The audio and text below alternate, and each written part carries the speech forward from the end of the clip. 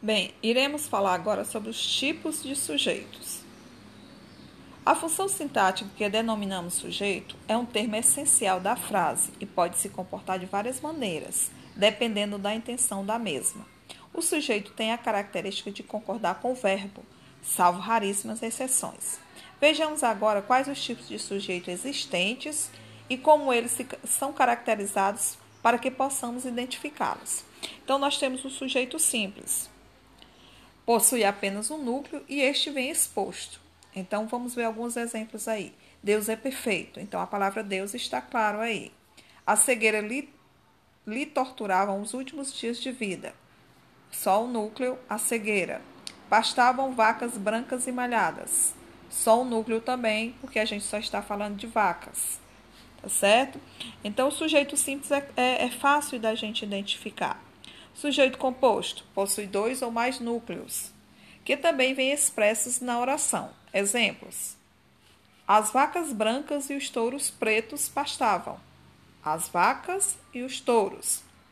A cegueira e a pobreza lhe torturavam os últimos dias de vida. Então, nós temos aí duas palavras, a cegueira e a pobreza. Fome e desidratação são agravantes das doenças daquele povo. Duas palavras também, fome e desidratação.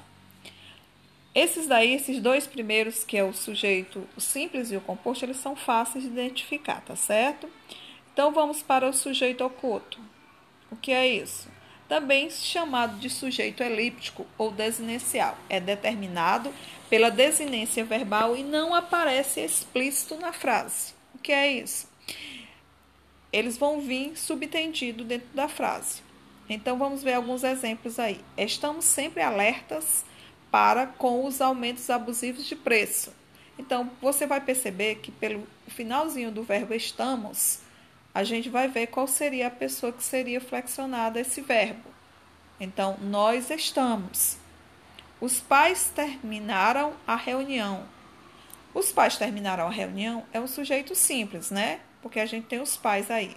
Só que logo após foram embora, logo em seguida. Então, foram. A gente pode perceber que, pelo que já foi dito antes, ele estava falando dos pais. O sujeito indeterminado, tipo de sujeito, não aparece explícito na oração por ser impossível determiná-lo. Apesar disso, sabe-se que existe um agente da ação verbal, ou seja, alguém fez a ação. E pode acontecer nos casos como verbo na terceira pessoa do plural. Qual é o verbo na terceira pessoa do plural? Eles, né? Então, os exemplos. Dizem que a família está falindo. Alguém diz, mas não se sabe quem. Segundo caso, a gente pode perceber que os verbos na terceira pessoa do singular, mais o índice de indeterminação do sujeito, que é o se. Vamos ver alguns exemplos aqui.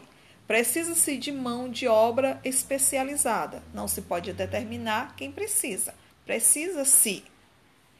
Sujeito inexistente, também chamado de oração sem sujeito, é designado por verbos que não correspondem a uma ação, como fenômenos da natureza, entre outros. Vamos ver alguns exemplos e alguns casos. O verbo indicando o fenômeno da natureza. Exemplo, choveu na Argentina e fez sol no Brasil. Sujeito inexistente, segundo caso. Verbo haver no sentido de existir ou ocorrer. Exemplos, houve um grave acidente na avenida principal. Esse houve eu posso dizer existiu ou ocorreu. Há pessoas que não valorizam a vida. Esse há aí no sentido de existir. Existe pessoas que não valorizam a vida. E o terceiro caso, nós temos o verbo fazer, indicando o tempo ou clima. Faz meses que não a vejo. Faz sempre frio nessa região do estado. Então, gente, nós temos aí os 5 tipos de sujeito. Espero que vocês estudem para fazer as atividades e também para que fique gravado na memória de vocês. Beijo.